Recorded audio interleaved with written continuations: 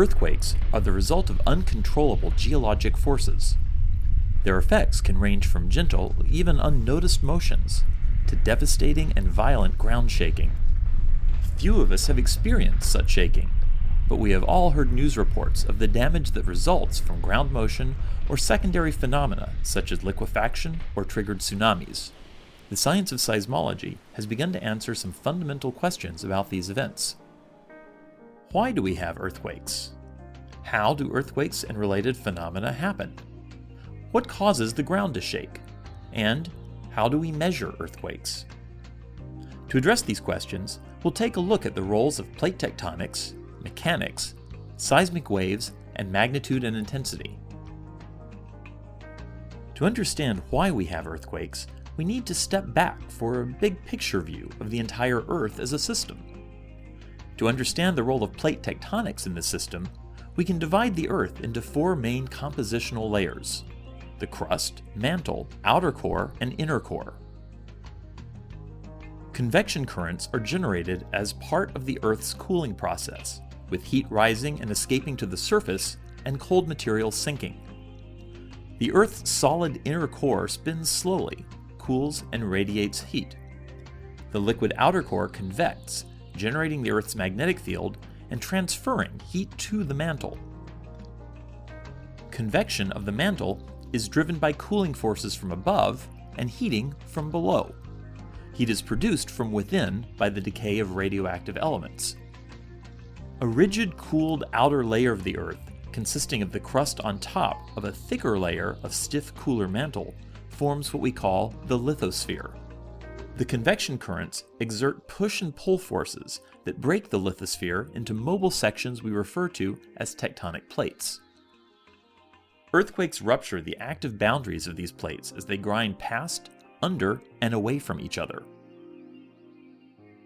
This simulation shows the last 200 million years of global plate tectonic motions.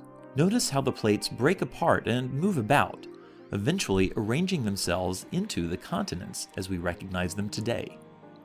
At transform boundaries, plates slide past one another and form strike-slip faults.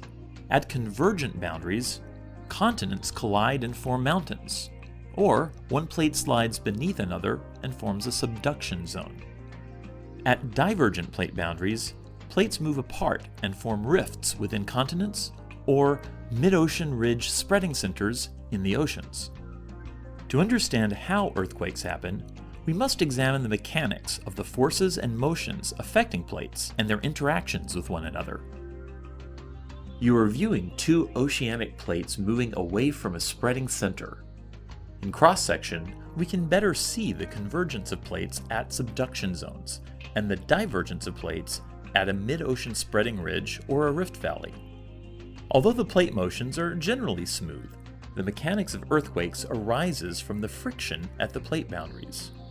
Faults held by this friction remain stuck for long periods of time and then suddenly break in major earthquakes. There are three main types of faults that are associated with the three types of plate boundaries. Normal faults are generally found in divergent plate boundary zones, where the plates are pulling apart from one another due to extensional forces. They release less energy or cause the weakest shaking of all the fault types. Thrust or reverse faults are generally found in convergent plate boundary zones, where plates collide with one another and experience compressional forces. These faults cause the largest earthquakes. Strike-slip faults are generally found in transform zones, where the tectonic plates slide horizontally past each other, creating parallel shear forces. The San Andreas fault is an example of a strike-slip fault. If a subduction zone earthquake occurs along an underwater thrust fault, the associated uplift can displace a huge volume of water. The resulting wave is known as a tsunami. Earthquakes on any type of fault follow a similar pattern. When the stress reaches the breaking point on a fault, a rupture begins at the hypocenter and continues to break along the fault surface. The epicenter is the geographic location at the surface of the Earth directly above the hypocenter. To grasp what causes the ground to shake, we need to understand the propagation of seismic waves. Just as throwing a rock into a pond causes radiating ripples, rupturing of a fault in an earthquake causes a transmission of energy in the form of seismic waves, traveling away from the hypocenter and epicenter. Earthquakes produce many types of seismic waves. Body waves travel through the Earth, and surface waves travel along the Earth's surface. It is the arrival of seismic waves that people feel when they experience shaking in an earthquake. Body waves can be broadly classified in two categories. The P wave, or primary wave, is a compressional body wave that alternately compresses and expands the particles that it moves through within the Earth. P waves can pass through any medium, and so travel through every layer of the Earth, and even the air, like sound waves. The S wave, or secondary wave, is a body wave that travels through the interior of the Earth with a shearing motion. S waves cannot travel through liquids, including the Earth's liquid outer core. There are likewise two kinds of surface waves. Rayleigh waves have energy that causes the ground to roll up and down, like water waves on the ocean. Love waves move the ground from side to side and are similar to shear waves, but can have larger amplitudes. Seismic waves carry the energy from the earthquake source to the surface where people can feel the shaking. Methods for measuring earthquakes quantify earthquakes and their effects. The magnitude scale measures the size of different earthquakes, independent of where the seismic waves were recorded. The larger the magnitude, the larger the offset and the area of fault that moved in the earthquake. Also, for large earthquakes, the shaking is stronger and lasts for a longer time than for small ones. Each whole number step in earthquake magnitude represents an increase in amplitude of ground motion by a factor of 10. In a magnitude 6 earthquake, for instance, the ground shakes 10 times as much as in a magnitude 5. And in a magnitude 8, the ground shakes 1,000 times stronger than in a magnitude 5.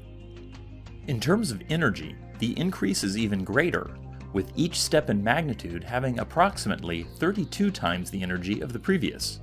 For instance, a magnitude 6 releases about 32 times the energy of a magnitude 5, and a magnitude 8 releases around 32,000 times the energy of a magnitude 5.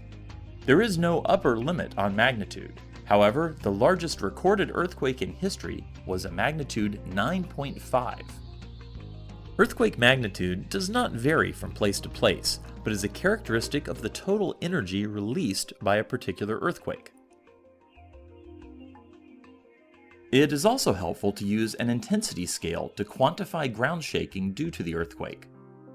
The shaking intensity can vary depending upon distance from the hypocenter and local geology, and is a better measure for assessing damage risk.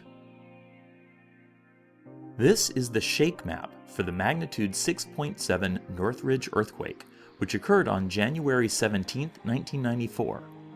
The areas that experienced strongest shaking are in warm colors like red, versus areas of mild shaking in cooler colors like blue and green. Ground shaking recorded by seismic sensors is used to make the shake map. We can also make subjective intensity maps based on reports from local people from each area through online resources like the Did You Feel It USGS webpage. We have earthquakes because tectonic plates grind past, under, and away from each other and generate earthquakes at their active boundaries. Through seismological research, we can better understand and measure the seismic waves traveling from earthquake sources that cause ground shaking and potentially preventable damage. As much as we know about earthquakes, there is still much more to learn through continued earthquake research.